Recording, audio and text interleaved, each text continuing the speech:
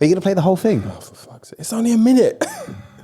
Yo, I try not to post anything depressing or downbeat on here, but man, sometimes. I mean, do you ever think about missed opportunities? Like, what if we had allowed the guy that named walkie-talkies to name everything? I mean, stamps could be licky stickies, bumblebees could be fuzzy buzzies, defibrillators could be hearty starties, forks could be grabby stabbies, bras could be breasty nesties, socks could be heaty feeties, hippos, they could be floaty bloaties. That's also what they call me at the beach. I mean, it's endless. The possibilities are endless. Pregnancy tests could have been maybe babies. Nightmares could have been screamy dreamies. Missed opportunities. I feel you, brother. I feel him. This is the pits of dad chat. Embrace that shit. I don't have a kid. One day, inshallah. One day for you. You'll embrace this shit. Bruh. It's kind of mad still. Yeah.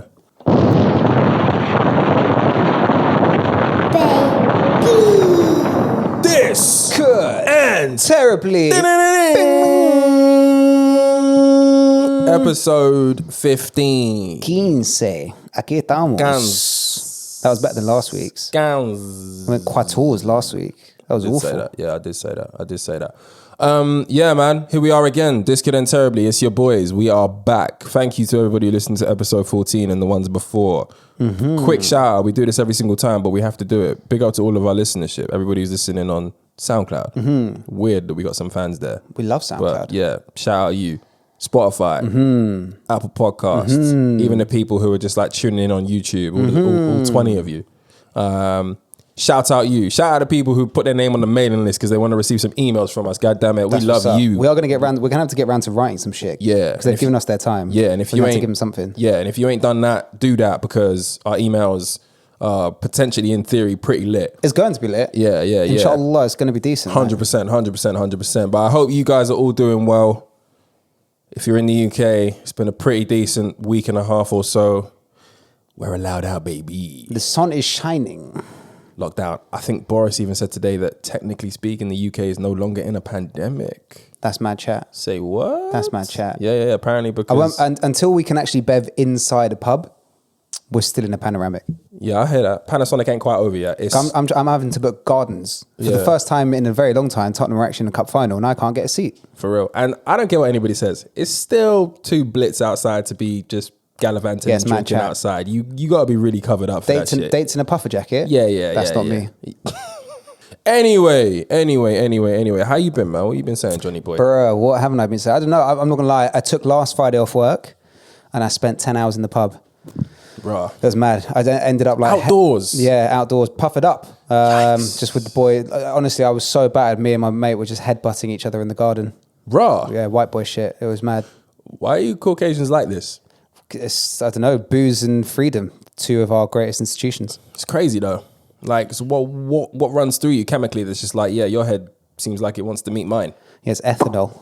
Okay. Yeah, I don't know. I can't explain it. Like, obviously, it was mad chat, and it also blew my fucking diet apart as well, right? Oh. I'm on this weight loss race.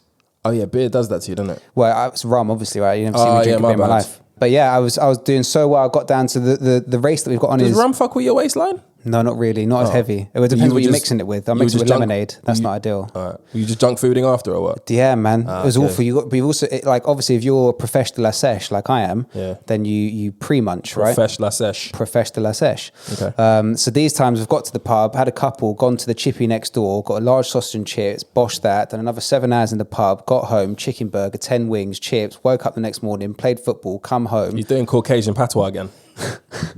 Got another bev lined up later, so I've got another chicken burger, 10 wings, chips in, bosh, further bevs, wake up on Sunday, feel like shit, of course you do. He's rapping like Twister right now. What can I say? The flow's magic. Swear down. I'm icy, baby. So, 2-2s, the diet went out the window. So the race is 3 days in a row under 185 pounds. Huh. Right? 3 days in a row under 185 pounds. And I got down to like 187.4. Right. Pretty close. and then went up to like 193 or something. Shit, man. So I blew that apart. So now I've finally worked off last weekend sesh, and I'm back down as of this afternoon, 187.4 again. So we're back, baby. But know what I could resent? have done without it. Do you know what I resent? What? Is when people look at me and they're like, "Oh, you're black. It's just in your genes." What? What's in your genes? Skinniness. Oh, right. Motherfucker, I work for this. Are black people skinny? I don't mean- feel like that's a thing. I mean, I'll take that stereotype and the big dicks as well. I think the word you were looking for was dench. We could take that too. Shout out Lethal being Frimpong. what a match that was. Where did that come from? They're related, right? Firstly, that's Were problematic. they actually cousins, right? Yeah. Are they actually? Yeah. I thought they were just Ghanaian. That brings them together. To be fair, it should. Goddamn Which it. we will revisit later in the episode. Johnny, I think we got somebody who we need to introduce. Yes. Well, we can kill two birds with one stone, but let me kill the first smaller one to start with. Having lost a foreigner, as Rich will explain, we asked Priti Patel to release one of her most dangerous, and she said, "You can have someone from West London." Yep. And we thought that's a bit weird. Yeah. But we'll give it a go. It was either that or someone from the Calais jungle, kind of a throw up, you know what I mean? Like, We thought we'd go West London. We thought we'd push the boat out. Yeah. And here he is, the Oga at the top, proud to present my boy, our boy, man like. the Emir of Ladbroke Grove, Rah. Sheikh Thomas, Shout out AJ Tracy. live and direct. Yeah. Well, go on, Tommy. Very good. Very good. Thanks for having me. Long time listener, first time caller. Hey. Single man, present yourself. It's a pleasure. It's a pleasure to be here. And it's good that you mentioned the West London thing, actually, because I've got a bone to pick with you, man. All right. You guys run a pretty diverse podcast. Oh, thanks. I think so. It's important to I say. think so. But there is a criminally underrepresented group. Which is? A group that has been marginalised in many a podcast. Oh, West London Stand Up. okay. I mean, Last week, a bit of shade at AJ Tracy, opening Well, podcast. I we ain't got no one from West London. We ain't got no one from West London. do you like AJ Tracy? Ladbroke Grove, bro. That's not what. That was not That's not the question. The That's where I'm question. from. That's, what do you mean? Not the question. It's I like didn't ask where you were asking- from. Do I like? Yeah, I like AJ Tracy. Of course. I Yeah, like he AJ done Tracy. he done the high voice. He done my high voice. 100%. I mean, to be honest, I don't dislike him. I don't even know where this narrative has come from. There is. I think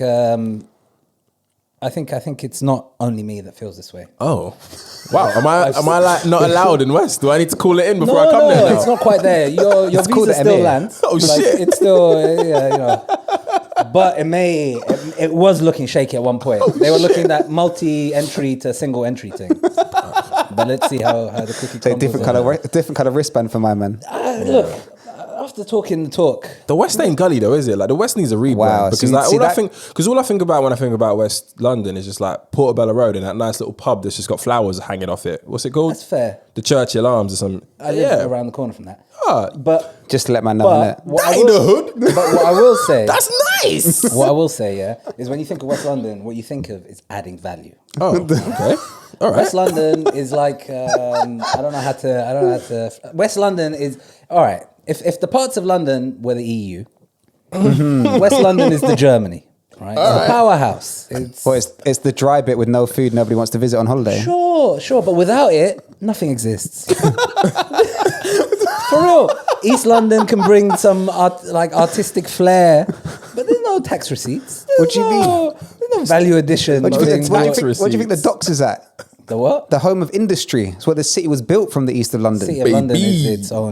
it's its own little remit, isn't it? It's not part of any particular borough. No, but It's the city of the London. industry on which London as a metropolis was built was We're from the talking docks about in the where east. you're from. We're not talking about the city of London. We're talking about south. We're talking from the east. Yeah. We're talking about north. East is what's up. All these overrepresented ends, basically.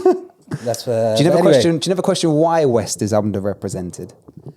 I think that's that's the question that you guys need to ask yourselves. Really, because when you look at general society, West is overrepresented. Yeah, But it's you, fair. man, really. Okay. who've, Well, look, I mean, marginalised us. anybody- But I'm here to set things straight. Anybody who is listening from West London, yeah, look, my loyalties are to South East. I'm from Camberwell. Do you know what I mean? That's where it all started. That's where the parents made the magic happen and that. And then I moved to East, so I got a little bit of a loyalty to there for the 11 years that I've been here. But like, I like you guys. You're cool. To be honest, it's not my least favorite place in London. I think. Ooh, where's your least? I think in terms of ends, North is probably. Wow. It's weird because like North mad is kind of. But North also has the place where I'd live if money were no object. So it's weird. Like, Which is where? Angel. Is it? It's like Angel or Blackheath. See, that's a weird pick, Angel. That is a Why? weird pick. See, if I was That gonna, if I was- Canterbury area is so if I was gonna sexy, live, bro. if money wasn't It's an not object, very suburban. yeah, if money wasn't Is it an not? object, What? I don't think so. Oh. if money wasn't an object, being I a thought it Jew, was. naturally, I'd go to West Hampstead or Hampstead, right? Hampstead Heath. That's what's up. I think that's the nicest part of London. Is that where a lot of Jews are? There's quite, we're not Is that underrepresented why you there. would go? It's not why I would go, it's because we've got a big fucking Heath and there's decent bagel Me shops. and you got different struggles, bruv. I can't just rock up anywhere, innit? I don't have the privilege of being like, oh, I can just rock up there and live, bruv. But the Jews ain't ever giving you shit. I don't know that. They might not say it with their mouth, but they say it with their eyes. When we try to get with their daughters and shit. So anyway, moving on. Moving on. How are you, Rich? Man, like, no, I'm good. I'm all right, man. It's been an eventful week, and yeah, it's been good. Everything in life is busy right now. And God I is guess- good when? Yeah, all the time, and I guess that's a good thing, right? You don't want to be idle at any point, but. Yeah, but shout out to the newbie Tommy.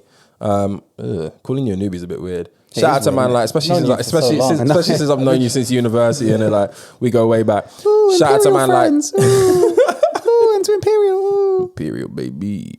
That's another thing that we're doing here. Yeah. What? Elevating, just constantly adding value. To be fair, the average smarts level has lifted a little bit. Well, in since- West. I since also listen Tommy's- to your podcast Yeah. a lot. Yeah. Just saying 6'3". Oh wow, Johnny, you are now. Oh wow, that has happened. I am the shortest person on the podcast. That's happened. Oh shit. Life creeps up on you quick, bro. Bruv, yeah. Shit. Maybe you men aren't welcome in West Hampstead. I'll put the word in. But what I was gonna say is that we gotta do this the right way. Innit? I've never really done an initiation because we've never really had like guest appearances, but like it feels right. It feels like it's time, Johnny. Tommy, sing us in. Why don't I sing you guys out? Give me some time to. You want to sing us out? No. Man's here one time and he's already calling shots. What the fuck? It's like he's coming up with rules. What the fuck? It's like we're guests.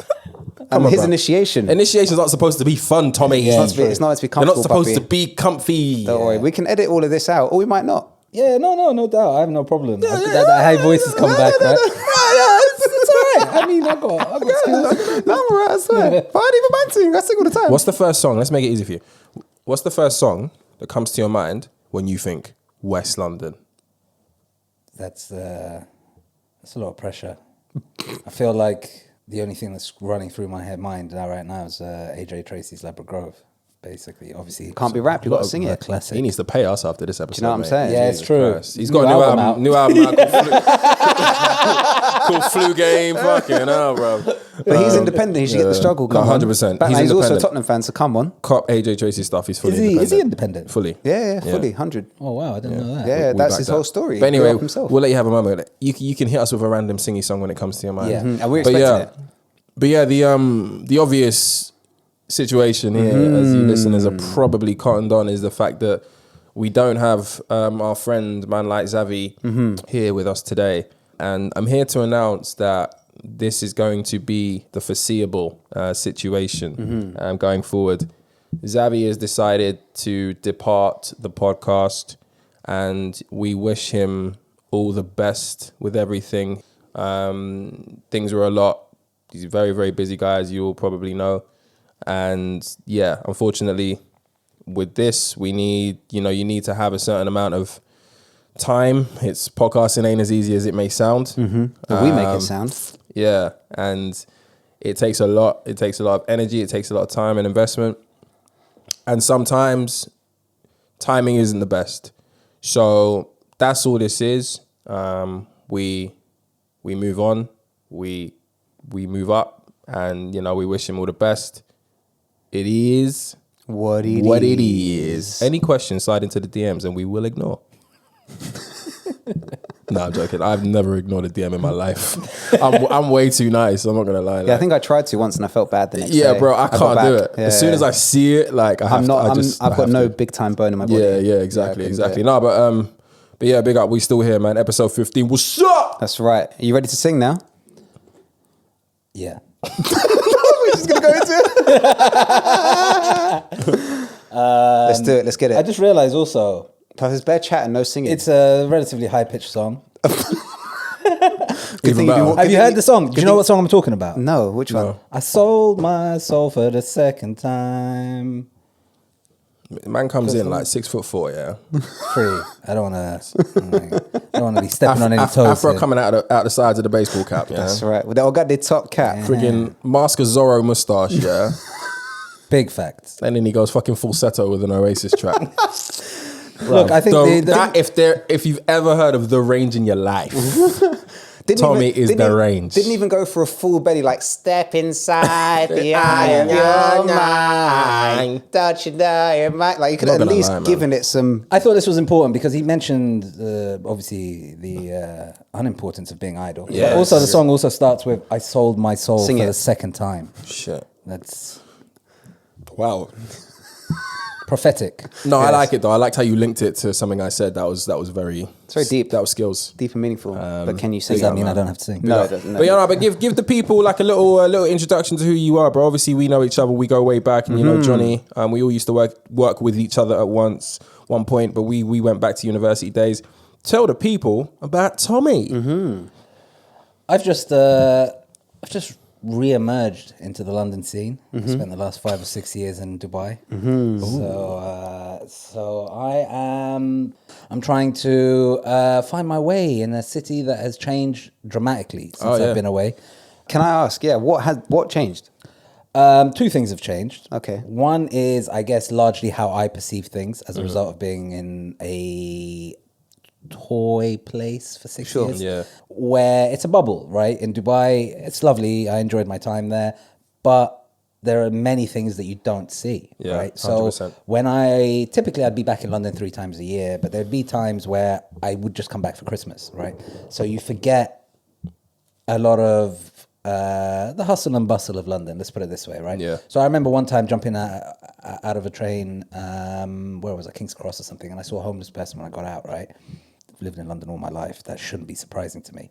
But a year away, living in really a kind of bubble in Dubai where you don't see homeless people on the roads. You don't really see, certainly in certain parts of town, bad cars and the rest of it, right? So there is a shock to the system when you see,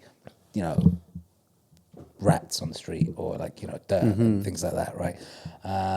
But it's kind of 6 of one and half a dozen of the other, right? Because also the reason why they can keep Dubai the way it is because the influx of cheap labor, right? So How much of your tax-free dollar did you give to that homeless person in King's Cross? The listeners want to know. that's a good question. Bad answer so far. We've gone cashless in Dubai.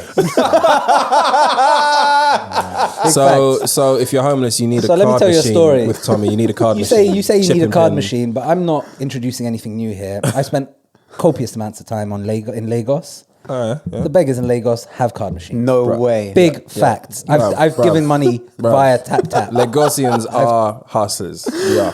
Yes. I've tapped before, Yeah. so Yeah. it's shit. very doable. Yeah. So how has London changed? Not just your perception having been in another. So you said London has changed. changed. Driving in London is certainly no fun anymore. There's lots of cycle lanes everywhere. Things are 20 miles an hour where it used to be 30 and all the rest of it. And then when you're coming from Dubai where you're driving everywhere at 70 miles an hour, it's increasingly frustrating. Yeah, for real. What else has changed? I guess the weather's got a bit better. But again, my perception of that is structurally better in 5 years than before you left. Well, no, it's a, I don't know it's a how global warming. That's like I'm leading you into your manifesto. Okay. Essentially. Them Dubai summers though, man. I don't know how you did it. I remember when I came out to see my friend and hung out with you guys, like it was in December, I think. So it was like that's Lovely. like a decent time to come in, right? That's the height of a very, very good European summer. But summertime in Dubai is like gets You up don't to feel 50. it. Yeah. So summertime. So yeah, it's 3 months, 3.5 months a year that span through from the end of June till really the end of September. What's the sweating like? in You them don't feel shirts? it. That's the thing, right? So it is 50 degrees outside. We're talking about 80% humidity. So like humidity levels are high, but you're never outside, right? Bus stops are air conditioned. Bus stops? Yeah, big facts. Bus Swear. stops are air No conditioned. way. Yeah, for real. So like, because you can't expect people to stand on the street at 50 degrees, you know. Are they like enclosed? Are they just? Yeah, they're enclosed like Holy bus. shit. I'm just like, yeah. It's like a bus stop that we have here, except it just has an It's just enclosure. closed in. Yeah, Mm-hmm. enclosure, yeah.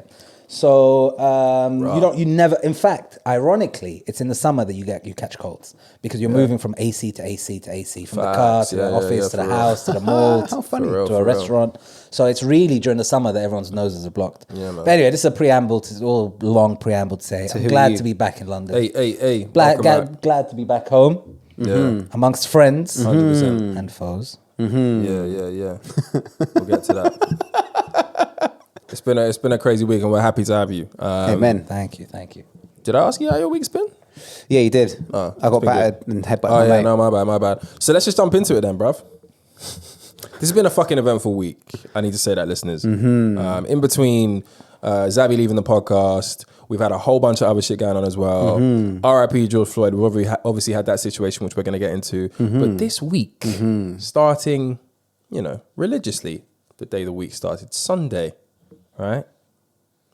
This week kicked off in a big way with this European Super League shit. Now, Bit of a mad one. we're not a sports podcast. We're not. Need to say that. We are painfully aware of what happens when we start on sports topics because we've done it once and you killed us. And all we were trying to do was say, rest in peace, Diego Maradona. You motherfuckers. We've had to put a lot of effort to not talk about football in this podcast. You got, in me and Johnny, two of the biggest football fans. And we're suppressing that shit for you guys. It hurts. But this week, we got an even bigger, or arguably equally big football fan with us. And we just can't. We can't not address one of the biggest topics that's come out of football in the last... It went mainstream, to be fair. This Right. was mainstream news. It wasn't just football news. Exactly, to be fair. I mean, I'd be hard-pressed to find anybody who didn't know about this European Super League situation. It has come and gone, so we are not going to go into the weeds of it, right? We're going to talk about it from a very broad perspective and big up some of the participants, the voices in it, speak to the hypocrisies of it as well, government's involvement. But in case you're unaware, Sunday night, an email basically went out from an organization called the ESL, the European Super League, which was headed up by Real Madrid chairman Florentino Perez. Wasteman. And he essentially said that 12 teams across Europe were going to essentially defect from the European Champions League and form a new European Super League. Now, if you know anything about football in the last decade, this has kind of been something they've been flirting with and threatening various different European footballing bodies for a while. These big fat cat clubs think that they are essentially being piggybacked by the poorer clubs too much and aren't necessarily getting a great deal for it financially, where it comes to like TV money, etc., payouts and so on and so forth. It's mad chat. On the eve of the Champions League's reformation announcement, which was going to see the competition broaden and many would argue cheapen, Florentino and the boys from all of your favourite top clubs across Europe. So we had 6 from England, we had 3 from Italy, and we had 3 from Spain. Should we run through them? Yeah, there were five big clubs and Man United. So we had Manchester United, Manchester City, Liverpool, Arsenal, Tottenham, and who have I just forgotten? Chelsea from England. Easily forgettable. From Spain, we had both Madrids, Atletico and Real, and obviously Barcelona. From Italy, we had both clubs from Milan, Inter and AC, and we had Juventus. The reason why your big clubs from Germany didn't get involved, which we're going to get into as well, is because they have a slightly different ownership structure, which essentially has 51% of their club owned by their fans. So a decision to go into that competition would have needed to go through board, voting, etc., etc. Shout out Porto from Portugal, who decided to reject, I should say. Shout out PSG, shock, who decided to reject, and I think that was more of a political connect. Great politics. Absolutely, which we're going to get into as well, which actually we don't even really need to get into. But it came and went after what can only be described as just like a global outcry like you've never seen before. I'm talking this thing united Boris Johnson and Jeremy Corbyn, Boris Johnson and Keir Starmer. You actually got Keir Starmer to fucking talk about something. He appeared on camera. It was kind of mad. To actually speak out against something. Keir Starmer. He opposed something. Right? Mad. And again, as I said, it came and went. The most impassioned speeches, and I never thought I'd say this being an ardent Liverpool fan all my life, but yo, this Gary Neville rebrand is just Kind of mad. something else, man. He's a man of the people. I love that guy. I said, real talk, if him and Bimini Bombulash from RuPaul put a ticket together, they would beat the Lib Dems in nearly every constituency in the country. Like, for real. They'd be the third biggest party. For real, in like Parliament. he's got a strong future, and I think he knows it as well. Yeah. He uses his platform at Sky to talk about all of this stuff. Yes, he needs people like Marcus Rashford to essentially empower him to be more vocal. I don't necessarily think he's been the bravest throughout his career, and he's probably admitted to that as well with regards to things like racism and so on. But like, bro, Even with the never. Yeah, it's never too late. So he was the main sort of opposer to this. He mobilized everybody and said, you need to be protesting, which everybody basically did at the start of the Chelsea game, at the start of the Liverpool game, protests. And miraculously, within 24, I think it was 48 hours basically from the Sunday announcement, all of the clubs essentially started dropping like flies. People started losing jobs, heads started to roll. And we find ourselves in a situation where we are basically back to square one. So it's worth outlining worse than briefly. square one. Yeah, well, it's worth outlining briefly why the outrage was caused. Is because these 12 super clubs were aiming to create a rival competition to the existing Premier European competition, the Champions League, but without open access. Yep. So these 12 clubs were going to be 12 of 15 permanent members, and 5 would be invited on an annual basis. The key word there being invited, which is mad chat. Yep. The essential underpinning of sport is that it is an open meritocracy. Anyone, in theory, in practice is bollocks because there are clubs that are funded by states, but we'll get into that later. In theory, anyone can go from grassroots to a Champions League. When I was very briefly playing semi-professional football, in theory, I was 9 promotions from the Premier League. Yeah. Had Wadham Lodge gone up, we could have gotten to the Champions League. And that is the beauty of football. You get a story like Leicester, who win the league at 5,000 to 1, and they damn earn their right to get into the Champions League the following year.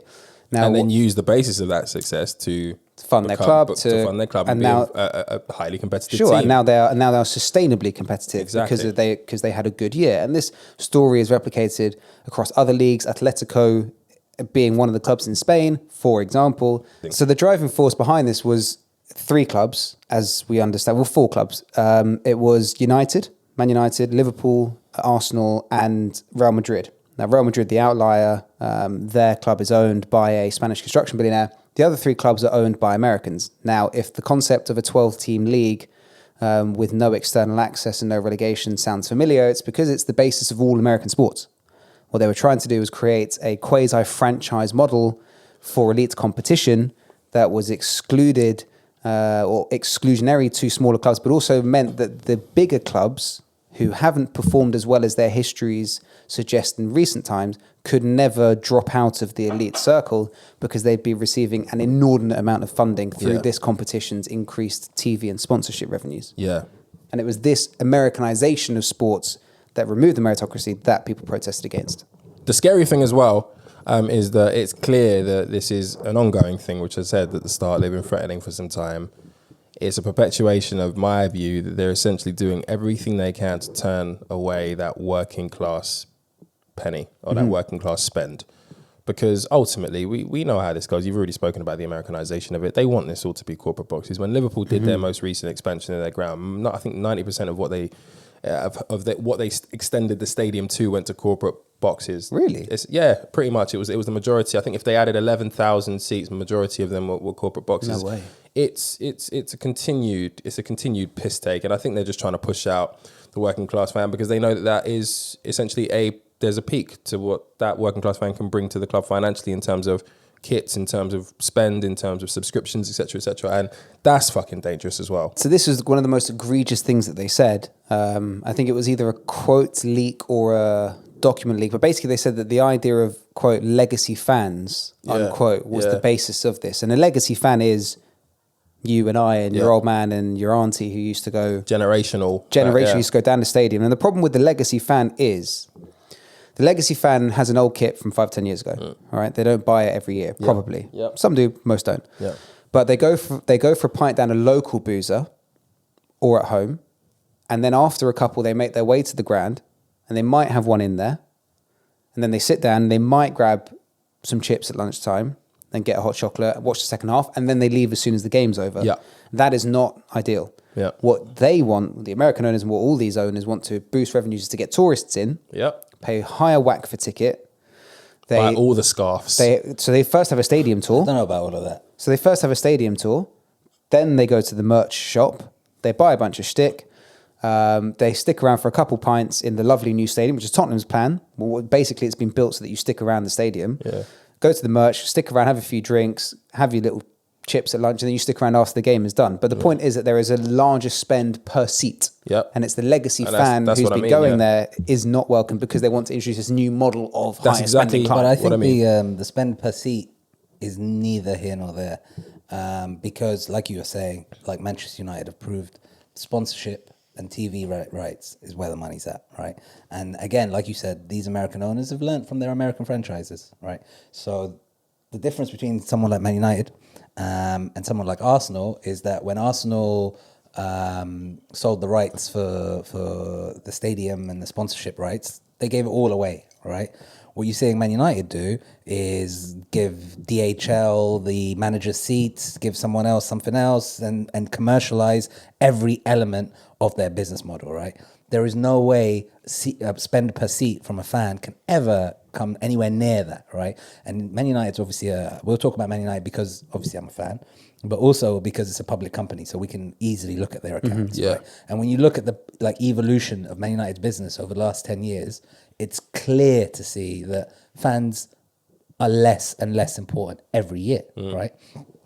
I think I've agreed with everything you guys have said, Gary Neville and all the rest of it, right? But I think that's also largely because we're football fans, right? We didn't hear a case for this ESL from the businessmen, right? From these apparent geniuses. Tommy with the hot I see where this is going. No, but Let for him land. real, Let him like land. No, I'm joking, I'm we joking. didn't see it. Let me just stir it Let him up. dig innit? his Yeah, own but hole. we didn't see it, right? Like I'll we play did, devil's but- advocate for the sake of this argument, which like you. I also see. Like I see the merits to what they were saying as well. Ultimately, So what's their case? their Present it. case is we want to be able to sell our own television rights. That's basically what it comes down to for the English clubs, right? Because the rest of the European clubs already sell their own rights. They don't negotiate as a league and all the rest. Well, they do. They just get more favourable terms from the league. Sure. But for all intents and purposes, those three Spanish teams take the lion's share. It's of grossly unfair. Exactly, right? So the Premier League is trying to mimic something like this. And we're talking about, like, as Gary Neville and all the rest of them have all very eloquently said, we're talking about, hundreds of billions of dollars over the next 10 years. Now, obviously, you don't expect the caliber of people to have such a poor rollout of what's clearly going to be a controversial idea, right? But I think, and I haven't particularly delved into the details either, but there were certain points in their email, in their press release, that clearly showed some thinking about that overall football pyramid that we're all kind of talking about, Yeah. right? And the issue that I think that we didn't get a chance to see play out is this was a negotiating position, obviously, right? Yeah. This Yeah, is where we're 100%. starting. We're starting by saying see you later to everyone else. Maybe that 5 promotional invitation become 8. Maybe it becomes 2 leagues. But I'm often fearful of all of a sudden just siding with UEFA and FIFA, knowing how corrupt these organizations are. 100%. So I think knowing that every organization is trying to make money, it's unfair for us to then think that the Premier League clubs, these big 6 and the rest of them, shouldn't also look to maximize their commercial opportunities. So on the point that you made about the money feeding down to the rest of the pyramid, I don't think anyone disputes that.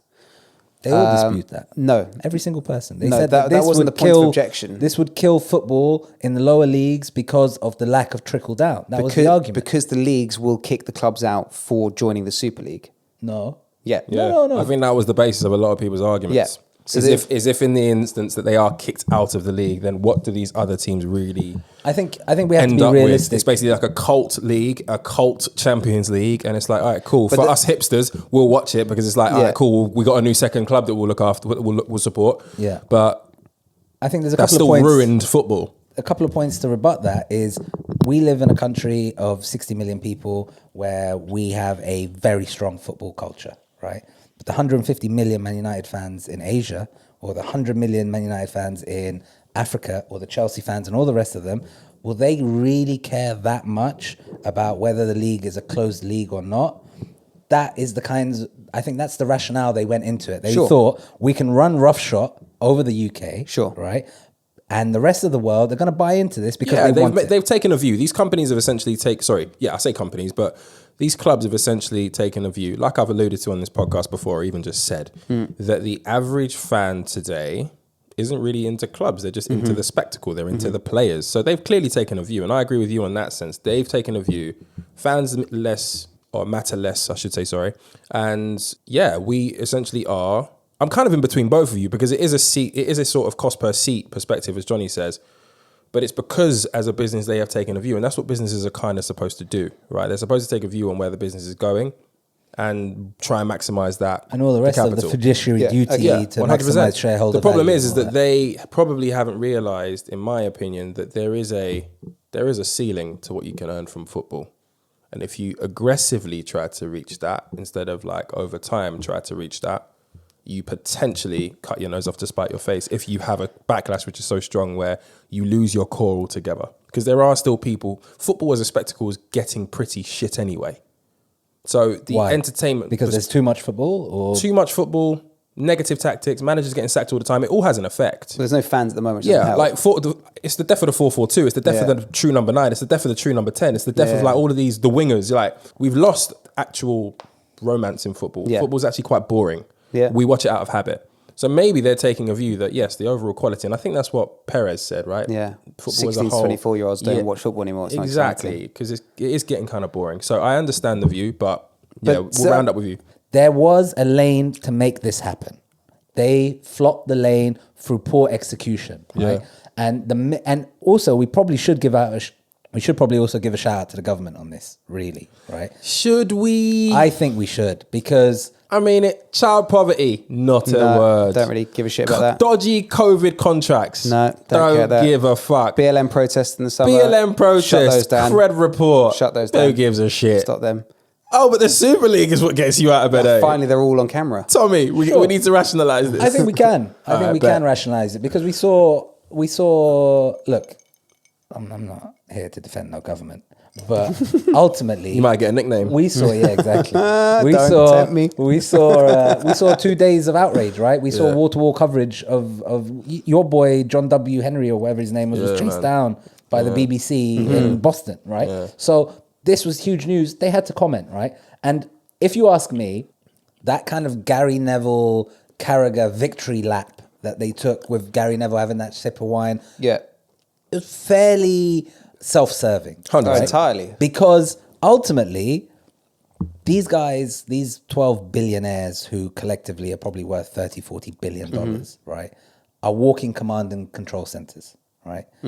Don't ever think 500 protesters or whatever will ever mean anything in terms of stopping them making a decision, right? And you can see this because Kroenke moved the equivalent of Arsenal out of London and into Manchester when he moved the Rams into LA, right? Yeah. So these guys will face down protests, do whatever they want, as the Glazers have, as Kroenke has, and it won't impede their decision making. What would impede their decision making is when a sports minister, who no one knows his name, not even cabinet level, right? So it hasn't even escalated. Oliver Dowden, we haven't even, no, but it hasn't got to Oliver Dowden. Yeah, it was. He came out on Twitter and spoke against it. He did. Sure, sorry. Oliver Dowden's the sport minister. Culture secretary. No, so I'm talking about the sports minister, right? Fine. So he came out and made a bunch of threats, and that was enough. It didn't even have to get escalated to Dowden. It didn't get to Boris and all the rest of it in terms of serious chat. It was enough for Roman to say, I want to get back into the country at some point. It was enough for Abu Dhabi to think, hold on, this is meant to be an opportunity for us to spread soft power, not cause diplomatic rifts. Yeah. And c'est la vie, the end of the ASL. So let me just finish this one off by saying, I'm not going to get time to wrap it all up, but the major opposition to the project wasn't the concept of the money trickling down. We can argue that to the cows come home. The major opposition was the fact that it belies or it defies the main concept of sport, which is that it's meant to be a pyramid of meritocracy. Agreed. And if the teams weren't given open access, then it's not football, it's not sport anymore. My point is that could have been negotiated away. I don't think so. But that was why the objection stood. It's a good talk. Thankfully, we don't even really need to entertain it too much anymore. Well, until they do So they do it again. Well, they'll try again. It is a negotiation It will process. In a couple of years. Florentino Perez promises that this is still in the works. It's going to happen. But as far as I think I saw a picture that saw all of the chairmen leave the WhatsApp group. So I think Florentino's in there on his own at the moment, just texting himself. What they call a leader with no followers. Yeah, exactly. What? A man going for a walk. Yeah, there you go. I hear that. There's no real way. I'm going to jump straight in because there's no real way to segue this. Another reason why this week was obviously so big. And I'll be honest, I'm not sure about you, man, but it kind of crept up on me because I actively tried to avoid the court case, the trial. So as soon as this Super League stuff was kind of done, then I started getting texts, the verdict's coming. The verdict's coming for Derek Chauvin and the George Floyd case. So I was just like, wow, that's today. It turned out the jury had been essentially called off to go and deliberate. And long thing. Yeah, the deliberation took less than a day. Took a few hours essentially, and the jurors found Derek Chauvin guilty on all 3 charges in the death and murder of George Floyd. The jury returned guilty verdicts of 2nd-degree murder, 3rd-degree murder, and manslaughter. And obviously, you saw the images. I still didn't watch the whole video. I saw clips. We're approaching a year. It was needed. We all saw it. It's scary that even in the midst of it, I was just lying down, awaiting sort of like the alert on my phone, just expecting a really bad verdict, which is absolutely crazy. And we don't even need to delve into the deep psychological and I don't want to call it trauma, but you don't have to dive into the minds of many black people to know how fucked it is, where we think that we're not even going to get proper justice in a situation like that where it's in 4K. But thankfully, we didn't have that situation. He is yet to be sentenced. They reckon that I think on average, each of the charges have about a 10 to 15 year sentence attached to him. Hopefully he gets, put under the prison. And I'm glad, as well as the monetary payment that they got from the state of Minnesota, that he was also given the closure from a justice perspective that him and his family needed. So rest in peace to George Floyd. I've not really got a great deal more to say. We're approaching the anniversary of his death. It was the death that in many respects was a tipping point and changed a lot in terms of the way that we approach protest and the way that we mobilize. And I just hope that we can learn from this going forward. And yeah, that's all I got to say. I don't know if you man got anything to add, but that's all I got to say on that. I think it's been pretty mad, the reporting around the entire case, the entire sentencing. The first thing is that it's constantly referred to in the media as the George Floyd trial. Yeah. Shouldn't need noting, but George Floyd is not only dead, but he was the victim. Yeah. Certainly not on trial. It's Derek Chauvin's trial. It's bizarre that he keeps being... It's as if it were the Stephen Lawrence trial, for example. It's not we're going to get into. It's not. It's Derek Chauvin who was found guilty. But also there's been a lot of commentary about how this proves that America is not structurally racist. There are no racism issues within the police force, etc., etc. You do kind of feel like, okay, fine, they've got this one. Where did you hear that? That must be Fox News special. Not necessarily. No, it shows. So there've been plenty of progressive CNN, NBC, complex type places saying that this shows progress within Biden's America, working towards race relations, etc. Yeah, don't buy it. No, I mean, it's only because a 17-year-old girl recorded the damn thing for 9 minutes in 4K that we even got a trial. The original city of Minneapolis police statement said that man died due to medical error in police altercation because he was remonstrating on top of his car or some shit. Like the idea that this is some evidence of progress within either police or race relations in America is total fallacy.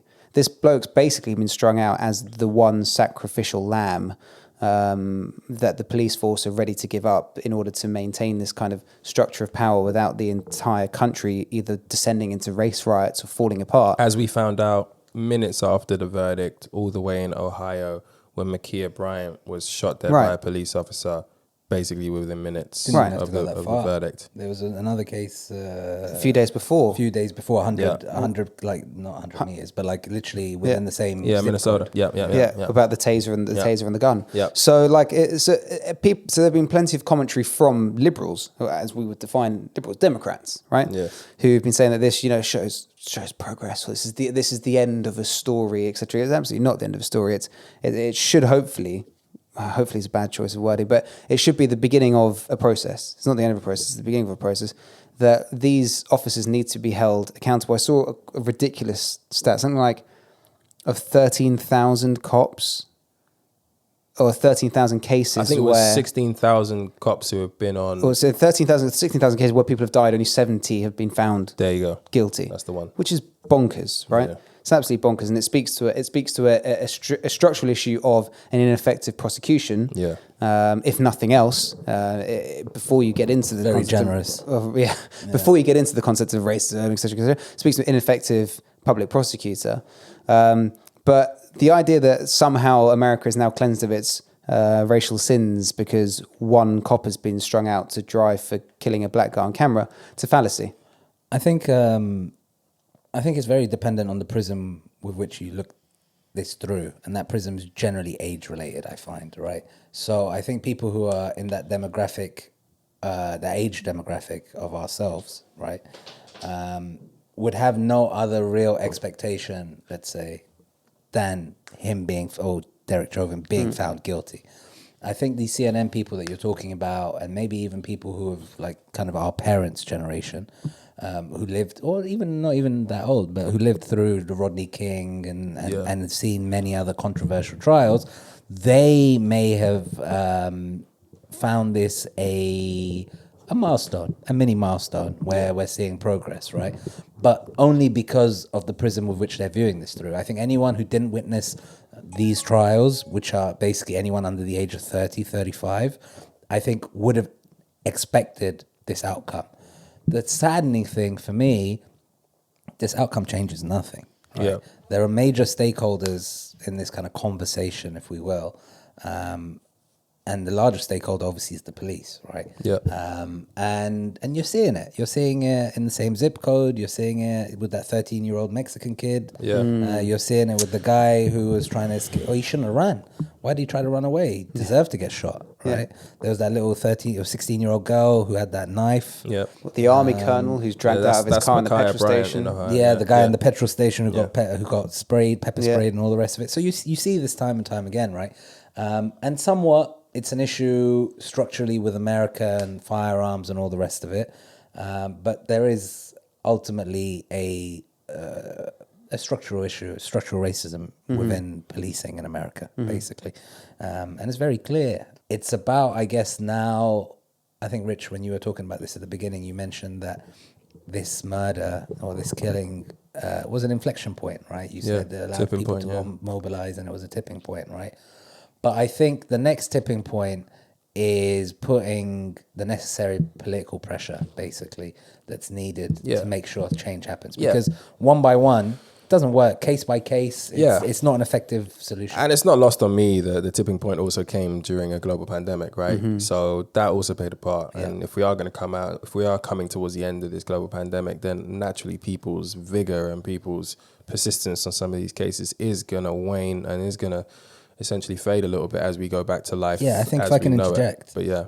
Also, we can't forget the strong pushback to the protests, right? 100%. The Blue Lives Matter and the flags and all the rest of it, right? So I think as much as some progress has been made, obviously you guys have touched upon Trump and all the rest of it before, there is a certain level of emboldenedness, I guess, if that's a word, that people have in speaking their mind and uttering thoughts that you wouldn't want to hear. For real. But look, man, we don't need to labor this point. It's so good to be able to, in many ways, just have closure on a case like this. We got the outcome that was deserved. We didn't want to have a situation where this was even fathomable. But here we are.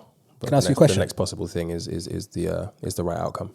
What do you reckon happens to the other 3 or 4 policemen? Because their trials haven't started yet, right? I think they get swept away. The thing I'm worried about, much lesser cases to no case.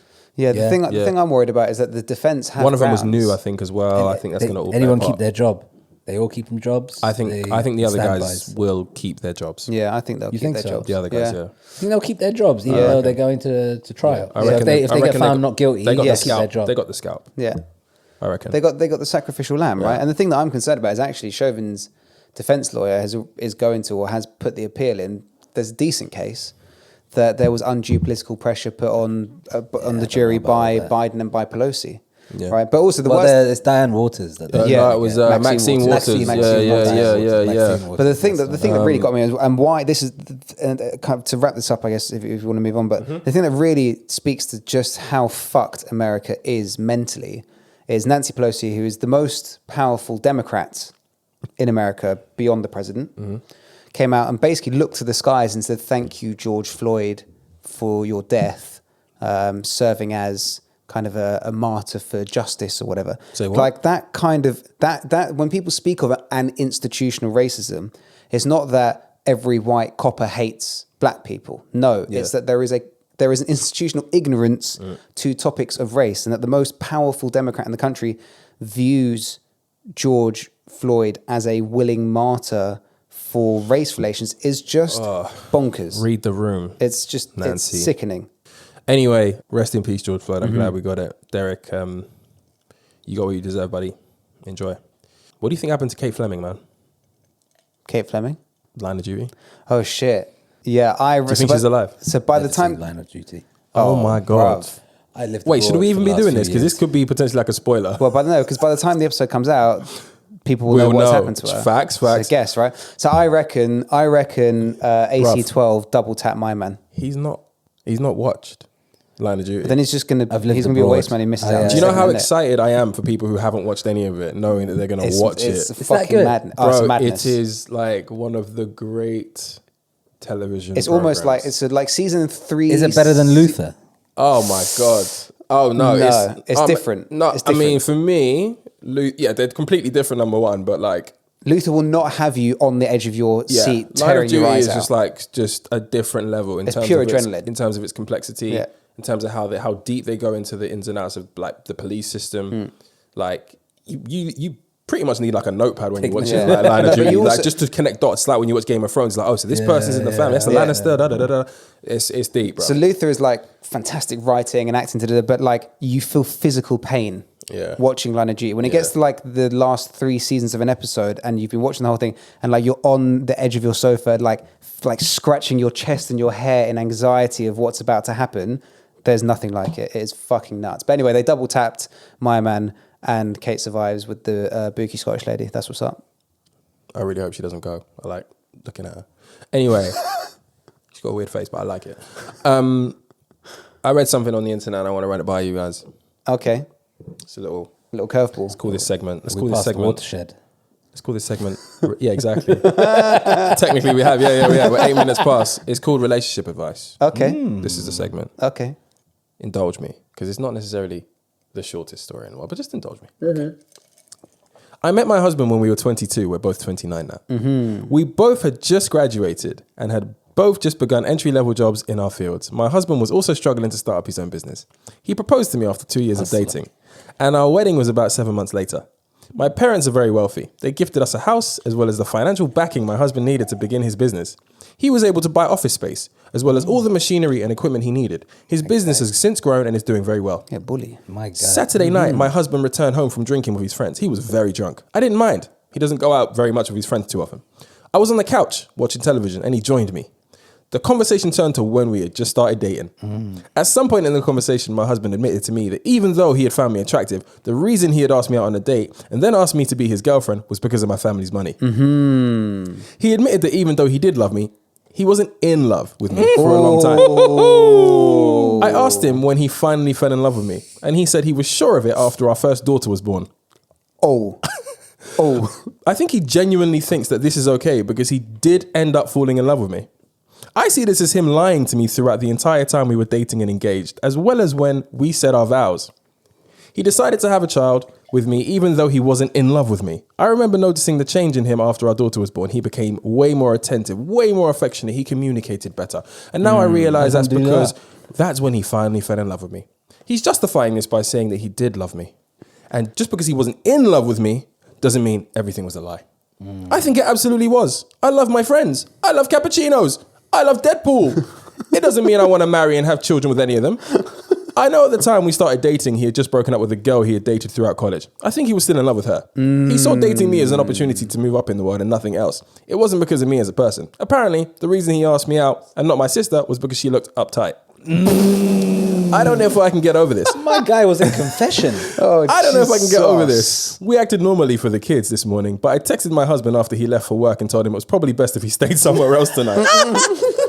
I feel torn because our relationship is absolutely wonderful now. He's a loving husband, an attentive leader, and a very hard worker, but the entire foundation of our relationship is a complete lie. I feel betrayed, and I'm not sure what my next move will be. Any advice would be great. Thank you. Can I ask a quick question? Do you know the person who sent that? No. It's completely random. Yes.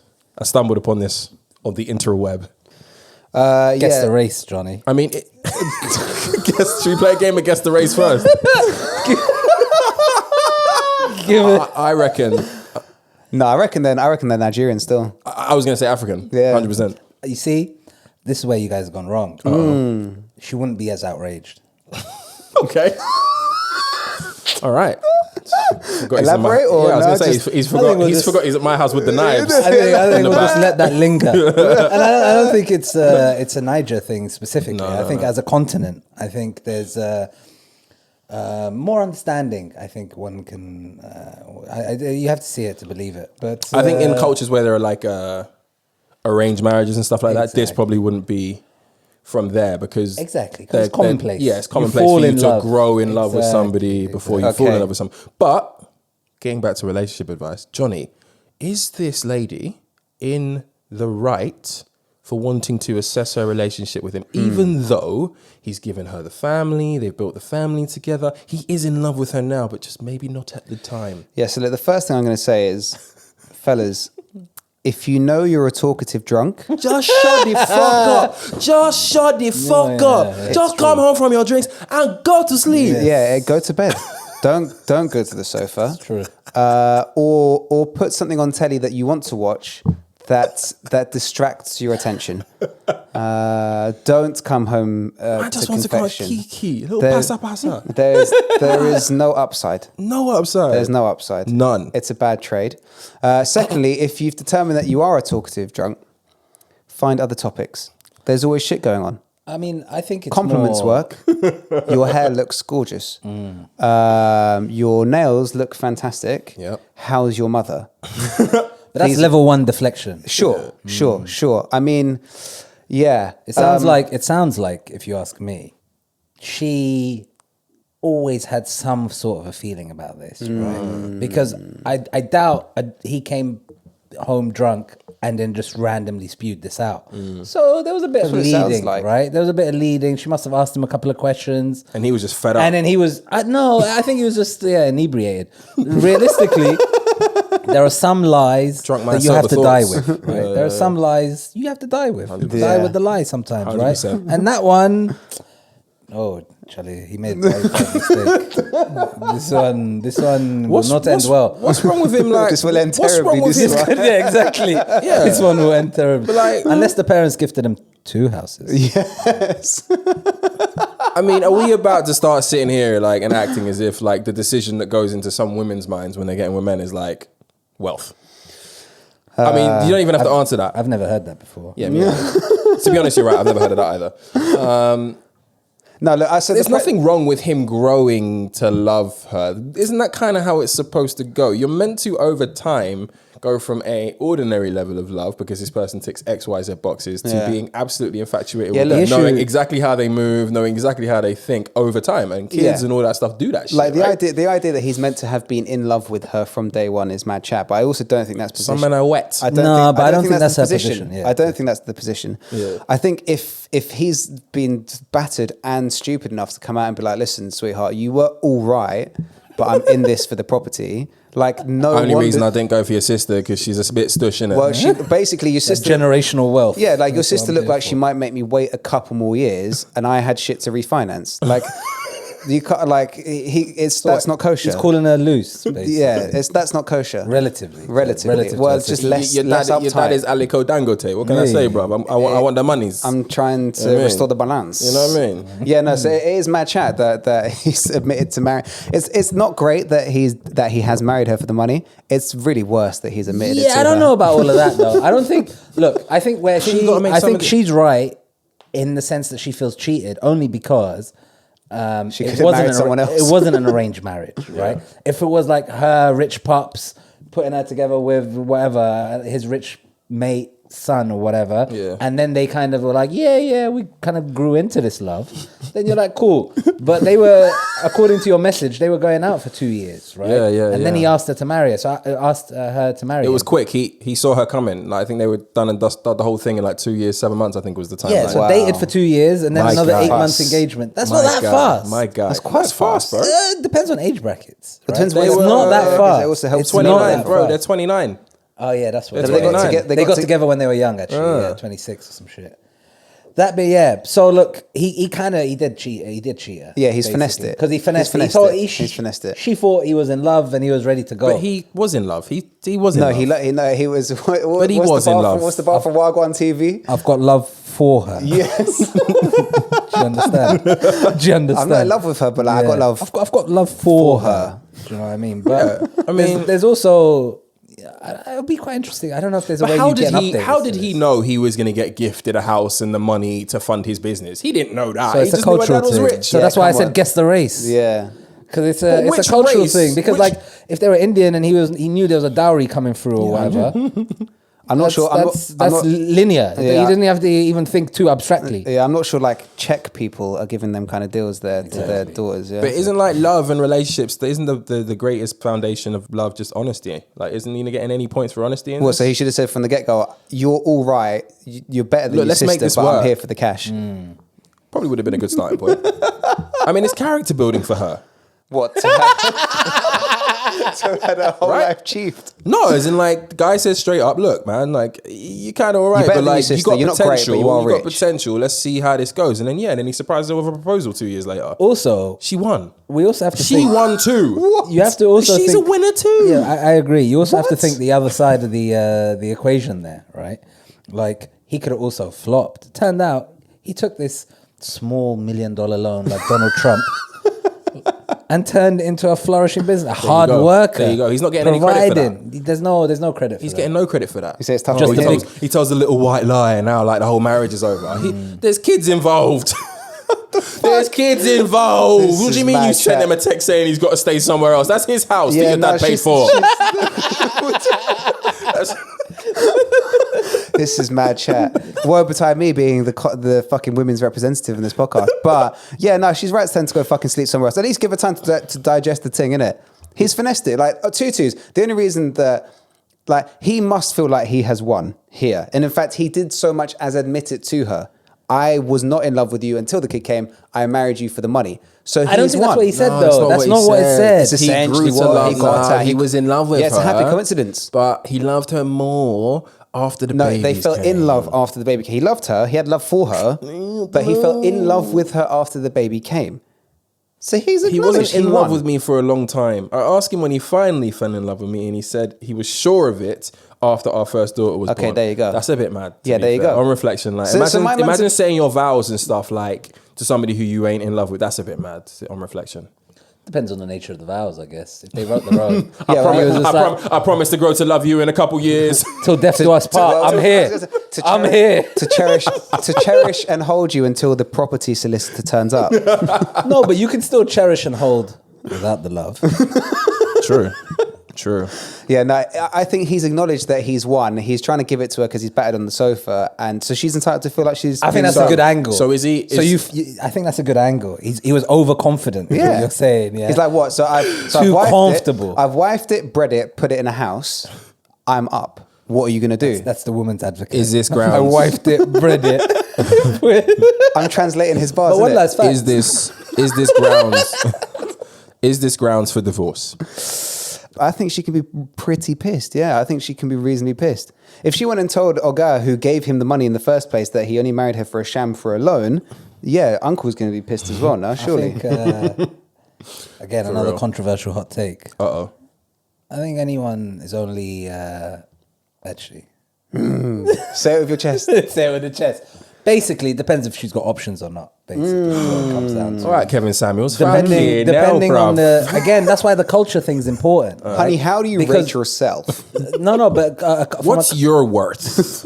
divorce, like a divorcee, let's say in certain cultures, again going back to the Indian thing, would be an issue there, right? Yeah. Where unfortunately in certain cultures, Yeah, like Nigerian Your own culture, they don't love happiness- divorce there either, bro. your own happiness isn't the only thing that you're thinking about, right? There's also that whole cultural family and all the rest of it, right? So I think that's why I think it's But are important. you walking away from somebody who you know is madly in love with you now just because at the time, Yeah, but however come on, many it's a years highly, ago- it's a You've highly been cheated. conditional love. You've been lied. You've been Yeah. lied to, right? It's So a what else have you been lied to coincidental love. about? That becomes what the I mean, string. but we For go sure. back to the whole arranged marriage thing again. It happens, But she wasn't arranged. but it doesn't matter. She thought she found love.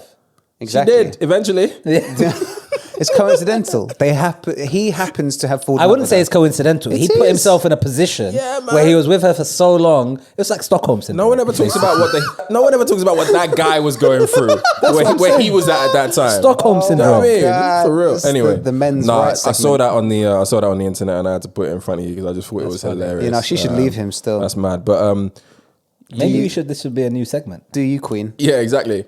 Speaking of culture and guess the race, I don't know. Obviously, you, Mr. Abiadi, as a proud Nigerian male, Guilty. would have obviously come across the news last week of Nigeria's failure to secure the Twitter headquarter, the Africa headquarters. I don't know if you've seen this I had news. no idea about this. So about 2 years ago, 2019, Jack Dorsey woke up one day and decided, "Holy shit, we're not doing anything in Africa." Is that when he put fuck's his going on? Is that when he put his nose piercing in and grew a beard? Exactly. He did I think the it was classic- in and around that time. The American white girl. I'm going to go work on a project in Malawi. Yeah, gap year. Gap year. He seems like he's chilled though. I like Jack. Yeah, But he anyway. does seem Yeah, pretty he seems chill. like he seems like he'd like one up with you. I'm and sorry, like, Jack. shoot Don't the cancel shit. me. Yeah. He's one of the very few people who can single-handedly cancel it. Yes. Yes. essentially. Even the president. He's got Yeah, more, he literally cancelled the president. yeah, didn't he? more power than he probably wants to admit. But anyway. Yeah. I So actually so didn't this is know what he was his did, name. right? Yeah, yeah. So it goes back to this dirty ESL football money making thing. Twitter wants to make money, right? Yeah. Africa's home to 1.2 billion people. From these 1.2 billion people, about 60% of them have Facebook accounts. Oh wow.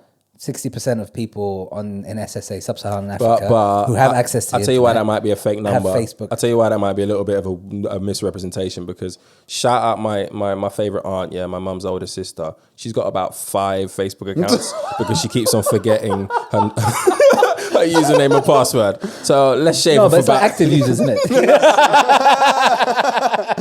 They log in once a month. They're shout there, out Big they're Mummy. there. I love you. I love you. I love you. remember Just a good like one, just Auntie, like and my just Don stick with to the it. money, right? Just like that Don with the wife right earlier on, right? He's Sorry, there man. once a month. So they log in, yeah. Guess what Twitter's Africa subscriber rate is? What percentage of Africans with internet access have Twitter accounts? 5%. 11%. Mad. Yeah, I would have said 20, Right? but yeah. Versus the 60% that Whoa. Facebook Wow. have, right? Whoa. So obviously, my guys decided, listen, we need to have a push towards Africa, extract right? some value from this 1.2 continent. billion people. In the next 10 years, they predict that the population is going to hit 2 billion, right? So 10 years? No. Yeah. 2 billion? UNDP. 10 years. They're going to gain 800 million people in 10 years. Yeah, Madonna. UNDP it. The fertility rates and all the rest of it. I think it's 5.6 on average fertility rate. to a woman. Y'all are breeding. Wow. Yeah, it's this is a larger conversation we can go into later. But When Tommy reveals his 6 kids. so my G turned up to Africa and he picked 4 countries.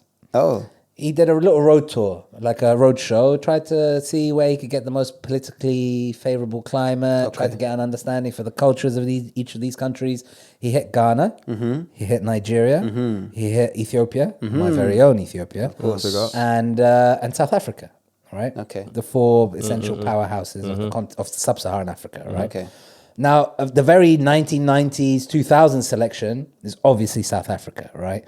But we're too woke for that. It turns out. He loved Africa so much that he said he's going to live there for 6 months pre-COVID before this whole. Who else announced that they're going to move to Ghana soon? Dave Chappelle. Anyway, carry on. Yeah, Random. Dave Chappelle moved to South Africa, didn't he? Yeah, of course. Yeah. Yeah. So they selected Ghana, and there was outrage. You say Nigeria is not even the biggest country. The Nigerians on the were West not happy. Coast. I mean, The Nigerians were not happy. In fact, I saw some stuff on Instagram that said that the jollof in Ghana was so bad he rewarded them with a HQ. so this is where we've got to, right? Oh shit! But what? I This approve, is a hot take. I approve that message. Yeah, so do I. All right, here's a hot take, and I'm going to hand it over to you, sir. Uh-oh. I was surprised that Nigerians were surprised. Bro, I'm about to upset my fellow Nigerians. I don't know why the fuck any of you were surprised. Yeah, wallah. Nigeria. Akwaba, Ghana is I mean, lovely. Yeah, I've not been to Ghana. Oh, I you have know. to go. Yeah, I know, and I really, really hope to one day soon. I'm kind of waiting for it to go over this phase of everybody going there. I hate going to places and just seeing everybody. I'll tell you that a I nice know way and of doing hearing it if you Brits. want. So maybe you can tell me, but. Yeah, I mean, Nigeria is, and it pains me to say, we spoke about it on an earlier episode around when the SARS protests were going on and stuff. Nigeria is super troubled. Like, there is no obvious infrastructure. There is chaos everywhere. If Jack did an episode on it. Yeah, if Jack Dorsey wants to go over there and just do simple things like just get from A to B in traffic, he's basically got to set aside 4 or 5 hours to do it. It's not really a good thing. Like, in terms of lighting on the streets, in terms of actual roads, in terms of electricity, like everything from a infrastructural standpoint, yeah, Ghana is leapfrogged. Ghana's political situation is very, very different. It involved a lot of what's the nicest way of saying this? A lot of people got killed before Ghana's political situation turned and they were able to get to a fruitful situation that they are in now. Nigeria, their situation is slightly different because we've still got generations and generations of uneducated, ex-military, non-qualified, ex-business people who basically turn into embezzlers, fake politicians who steal all the money, embezzle it, make it leave the country, or funnel it through countries like the UK where they just buy up properties and so on and so forth. And Nigeria is the arse of all of the jokes. So I'm not surprised at all. So I'm quite surprised that people were, to be honest. I'm sorry, like I didn't want to really like. Yeah, for me, You dug out your own people Yeah, there. yeah. For me, this ain't no beef, right? Like I can sit here and tell you 100 different reasons why Nigerians so are disappointed. Yeah, I'm sorry, man. I spent so much time in Lagos and Accra. I was ready. Let me get back to the crud in it. I can give you 1,000 reasons why Nigerians Yes. why Nigerians are better than you Ghanaians. 200 million man. I can give you here 1,000 now. reasons why Nigeria is better than you Ghanaians. Yeah, I can give you 1,000, motherfucker. But yeah, your country isn't one of them, unfortunately. Ghana is nice. I've spent a lot of time in. I'm a. You spent time in Accra and Lagos. Yeah, right? so I'm an Africa evangelist. Yeah. So my previous job had me rotating around the various capitals of sub-Saharan Africa. I've probably spent 250 nights, 300 nights in Lagos, between Lagos and Abuja, Yeah, you're more Nigerian than me, bro. and an equal number, if not slightly more, in Accra. And See how man's playing with his mustache? I'm mad jealous, bro. Certain man are local. Certain man are global. There we go. Stroke. Long time listener. So yeah. So So do you look, agree with the call? Do you like the call? the call makes sense, right? Because I think you touched on the politics earlier. There's the president, Nana Akufo-Addo, if I've pronounced that right. He's just been re-elected for a second term. So, and he's very pro-business, right? Yep. Nigeria, Ghana is a relatively small country, population-wise, size-wise, and all the rest of it. So I think they are able, the government are able to affect policy much more directly, right? So they have free zones that they've set up to incentivize foreign businesses to come in and operate under UK common law, Sure. and things like this, right? So they're trying to reduce the barriers to entry. And I think the president, look, obviously when you talk about politics, it's always controversial, but the president's had a good run, I think, right? The narrative, any president tells a story about their country, right? And the narrative that he's been able to shape for Ghana would start in a couple of years back with the year of return, and feeding all the way through to today with Ghana Beyond Aid and all the rest of it. He's got some big cojones, right? He buoyed off Macron in the press He conference. buoyed up Macron in the press conference, turned up to Switzerland and told them we're not exporting any more cocoa. We're doing doing all value addition in country. That's right. And like the guy, whether you like him or not, whatever, has a vision, and I think was able to speak directly to Jack Dorsey. Right? Yeah. Whereas when you're Nigeria, a country which has such a huge population, right? You're governing 200 million people, right? So making a change for a population that size is not easy, right? So what they don't do is focus on the micro stuff, like trying to get Twitter here. Right? Okay. Ethiopia, my very own Ethiopia is obviously not going to be selected, not least because English isn't the primary language, right?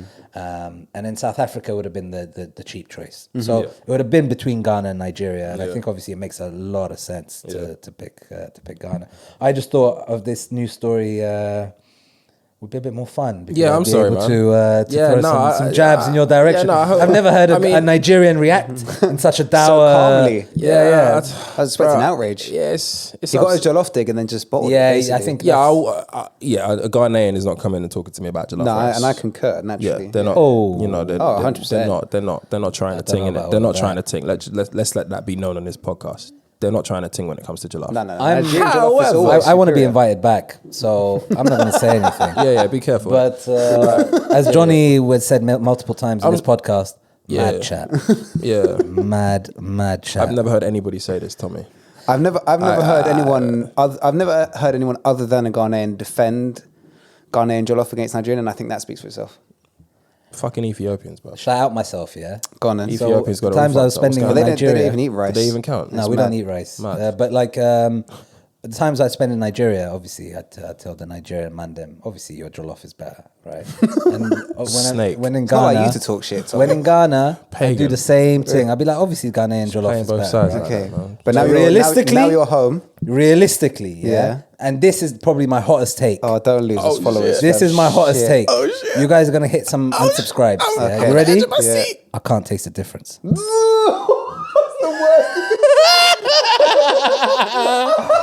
Wallah. That is the big worst. facts. That's the worst he could have said. I've had it in country. I'm talking about authentic. I'm I'm not gonna play talking about this. auntie in London. I'm gonna play this section of the podcast to my mum.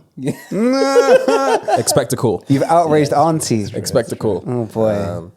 Nah, Yeah, that was the but most look, man, controversial take, though. But no, look, Not the I would arranged love. marriage take. None of that. None of that. I would love to be able to just be on crud with this topic, but unfortunately I can't really be. Like, it is what it is. Nigeria is ripe for potential in very broad terms, but when you get into the weeds of it, man, we are generations and generations away, and you know, Ghana have shot ahead in the race, so it is what it is. Brighter days ahead, hopefully. 100%. Because the potential's huge. Yeah.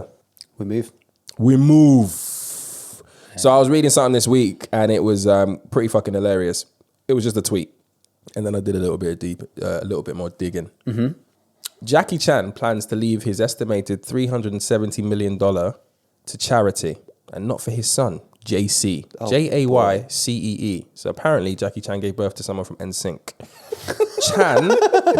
Chan explained, Great chat. if he is capable, he can make his own money. If he is not, then he would just be wasting mine. Holy That shit. is That's a bars. bar. That is bars. That's a bar. Holy shit. He's not leaving a single cent Bro, to his like, kids. And I did a little bit of digging. So apparently in Who is this 2014, JC Chan, who is also an actor and a musician, in 2014 was arrested for drug possession. Oh. And apparently that brought shame onto the Chan name. Shame. You shame me. And now Jackie Chan is on crud, and he's Holy not shit. leaving anything for his son. Now, it had me thinking, man, I can't think of anything more odd. I always joke, right, when I see like parents and stuff who've got like tattoos of their kids' names and stuff all over their body, and I'm just like, what if that little shit turns out to be the biggest? See you next Tuesday, and you got his name all tagged up on your neck and on your face, and now you can't get a job because you love your son too much, and they're intimidated with people with tattoos. But jokes aside, I can't think of a situation in which you would ever want to amass a wealth like Jackie Chan's and not like leave some of that for your kids. I think it's dope when these super rich people have these like foundational plans and they want to give the majority of their wealth to charity. But like, you don't necessarily have to leave 370 million for your family for generations to come to be secure. You could leave a few mil and they could just make it happen or make it work, right?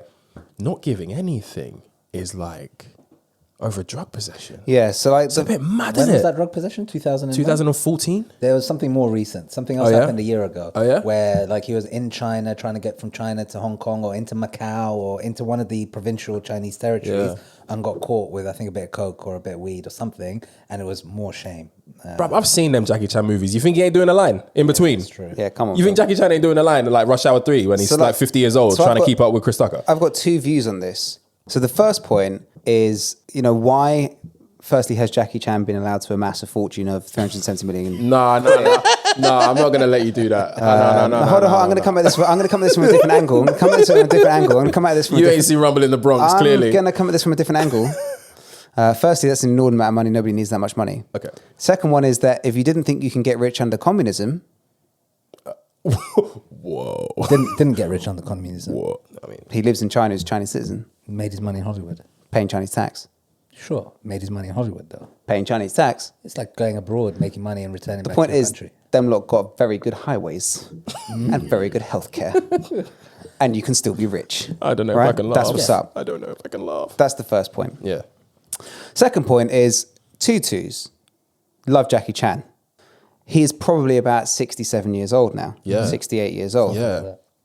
If you can't kick the shit into an old age pensioner No. for your fortune, Again, yo, Johnny, these Jackie Chan hot takes a while. Jackie Chan will fuck you up at 67. okay, so I'm waiting 5-6 years. Maybe You you, reckon are. you reckon you're getting a hit on Jackie Chan? No, but he's talking about his son. His son, If bruv. you've done a decent job as a father, your son and you're Jackie Chan, your son must be somewhat He's got to be able to proficient handle in some himself a little kind bit, of bruv. That's not how martial it art. goes. That's It's not got to how be it able to goes. handle I think it. so. If you can't pressure a 70-year-old man to leave you some cash, then you don't deserve the P in it. If you can't beat your dad up, you don't deserve an he's not inheritance. working for it, yeah? That's what's Johnny, up. True, it's fact. Johnny, That's what's up. Johnny. It's mad chat.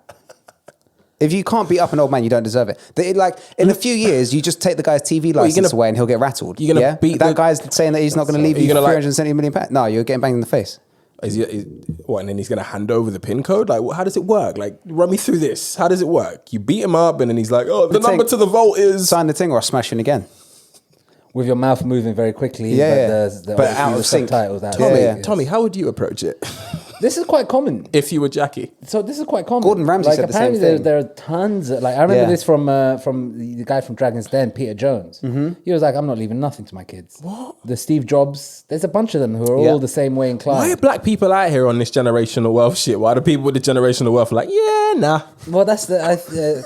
It's a really Privilege. yeah, like different starting points, you might argue. No, but you get my point though. Like, what are we after if they get it and they're just like, yeah, nah? Because I'm not the biggest believer in this whole generational wealth shit. I'm kind of just like, So- set your kids up for the one step ahead of what you had, Yeah. at the very least. But you wanna set Generational up- wealth, I but- think, is a flex for people who want to leave a legacy and have a bit too big of an ego. But But you're going to do what you can, right? but you are going to do what you can, and this kind of circles back to the whole Jackie Chan thing. Like, leave nothing. So my mum for years, obviously, bless mumsy, Shout out auntie. socialist teacher, once stuck it on me for crossing a picket line at her workspace. I crossed the picket line when I was 18. Her friend was really mean to me and I was really upset about it because I was like a kid. And I got home and I was like, Sandra was really mean to me at work. And she said, good, you shouldn't have gone to fucking work, you little prick. Like old school socialist, she always said for years she wasn't going to leave me and my brother shit. And obviously she raised us as good socialists, and me and my brother were like, grow up as good socialist kids. And then mum was like, no, I'm not leaving you shit. And me and Dave were like, well, hold on, we'll fucking vote Tory if you don't leave us anything. so we'll find out when that sad day That comes. put the fear of God in her, boy. If she's changed her mind, but fuck knows. But it is quite common, and to an extent, I do kind of get it. I think what I've always had in mind is that if inshallah I was fortunate enough to have money when I had kids, I would do everything I had to avoid them knowing it. I'm not particularly material. You guys know I dress in Uniqlo. I'm not particularly ostentatious. I like a good holiday, but I don't have a lot of nice shit. I would do everything I could that my kids don't know we have much money. Why? because I think that growing up as a rich kid and someone who was kicked out of boarding school, I've seen what rich and privileged kids grow up to be like in their households. You banged one of them up in the main. You smacked one of them up. Probably I'm probably not allowed to go into the. But anyway, Alright, what even was the fucking point? Anyway, so why would Parents, I not want my kids to know that I have money? Because Yeah. I think growing up as a rich kid makes you a dickhead. Basically, I went to school with a lot of rich kids, and they're all man. dickheads. I know a lot of really, really good rich kids. Sure, and a lot of them are grounded because they've got good parents. Do you But guys a lot watch, of kids Game of also Thrones? see. I got to like season 5, didn't see it through. Oh, okay. Yeah. So you know who Joffrey is, right? He's a dickhead. isn't So the final scene, I don't know, spoiler alert, but basically the final scene is when Tyrion's giving the little speech as to who should be king, yeah? And he says, the sons of kings make terrible leaders, right? Yeah. This is the wheel that this is the wheel that our queen was trying to break. And this is the point, right? I think Jackie Chan is probably, and similarly with other billionaires, millionaires and whatever, are probably fearful, similar to what Johnny was saying, that the money would corrupt. But you're basically, dead. one way or another. But you are dead. So I think nothing is an extreme, right? But you're dead. But how much is Jackie Chan worth? 350. you said, 370, I think. 370, yeah. So from that 370, if he was to give away 350 of it and leave his son 20, the guy's still set. Calm. exactly. That's what I'm calm. saying. Beyond. But you leave a kid who probably hasn't had to do much to earn this kind of money ever Except in put his up, whole life. except put up with the fact that Daddy was never there because he was spending more time with Chris Tucker. That's the part we Yeah. don't talk about. Well- Maybe Jackie Chan was a bad father. I think Maybe you were a bad dad, Jack. He's a great cop, though. he'll Yeah, cover bro. he'll cover the fees. Maybe That's the thing. maybe the reason why he's got maybe why JC is shooting lines in the back alleys is because you were never there. Daddy wasn't there. Why would you there, There was Daddy? a cry for attention. And now you're blaming him. To be fair, that's why I got into crack. Lights and darks. Yes. No, I just couldn't really ever imagine a situation where like my kids would have to do something crazy, bro. Like crazy. Drug possession could literally be anything. A bag. Do you know what I mean? Like it could be something minor. You know what I mean? Like It's also cultural in China. And all yeah, I that. feel you, but like also when you are the son of a multi-millionaire, super famous actor, your life is already a little bit fucked Warped, from birth. yeah. It's already fucked from birth. So there's a certain level of protection that you're always going to need. And if your dad, because you've made a couple of mistakes, and clearly we don't know the inner workings of their relationship, right? We're talking on a broad level. If your dad doesn't even want to give you that protection when he's gone, if he's alive and he's like, fend for yourself until I'm gone, and you're showing signs that that's not really good, then maybe he gives you less, as you just said, right? And gives the majority to charity. But like, JC's going to have kids, you would imagine, maybe. Yeah. Right? Like legacy. You know, you could put some money in the bank in a stocks account and Is say, he an only child?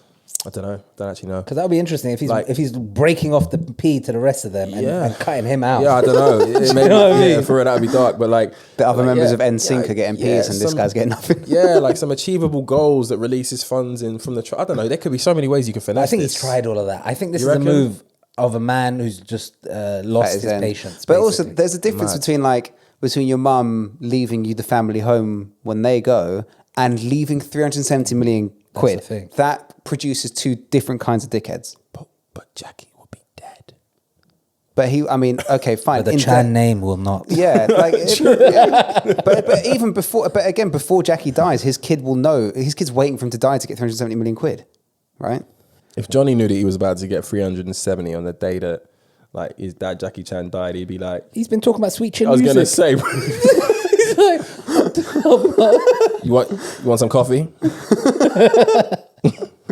Tastes funny. Must be the milk. Keep drinking. Don't worry about it. No, I'm low-key, I'm kind of on board.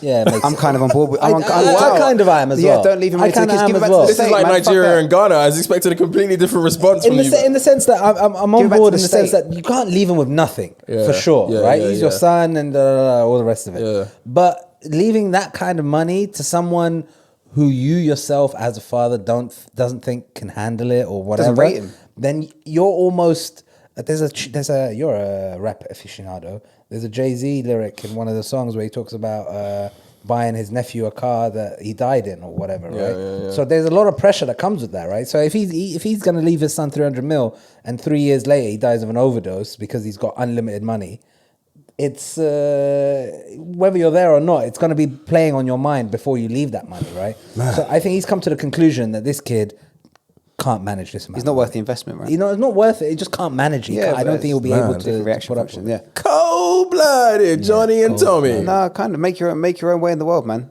Make your own way in the world. Nah, And you'll to an get extent, broken off. You'll get some peace. if you've deserved it and there's a little something to fall back on that. Got a little A at school, 2 mil. Yeah, there you go. know what I mean? But if there's something that helps you genuinely to like fall back on and makes things a little bit more comfortable, having earned your own shit, fine. But like I don't think just because your dad's rich, you've got the right to be an asshole till he dies. I don't think that's right. Or step up, prove yourself a man, bang him in the face, and then get your peas in it. Yeah, I'd prefer him do Make that. a film with Chris Tucker's kid. That sounds like Hollywood scripts 101, right? Remakes. Their sons have written. Well, that'd be very slow hour because they've only got no pressure on them in it. Yeah.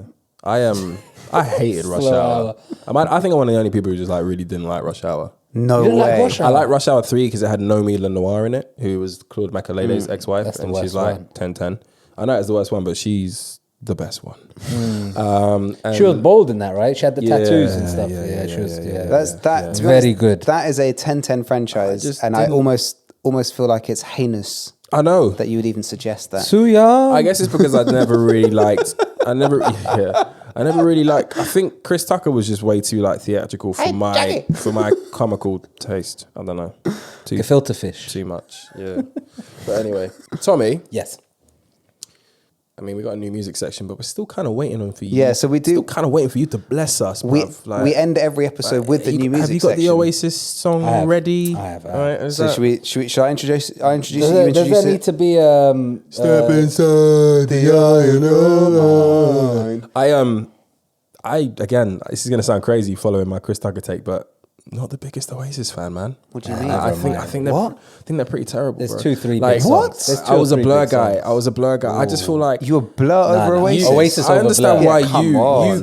Mr. Caucasian patois, like giving it big, like staying at the pub 10 hours a Part day, life. blah blah blah. You love all that shouting, headbutting your buddy stuff, right? So I understand. so I understand why Oasis works for you. But We've me, come full like, circle. Yeah, Yes. like you know me, like called the comic Blur's just setup. calm. Damon Albarn's one of my musical heroes, so I've always been with his journey.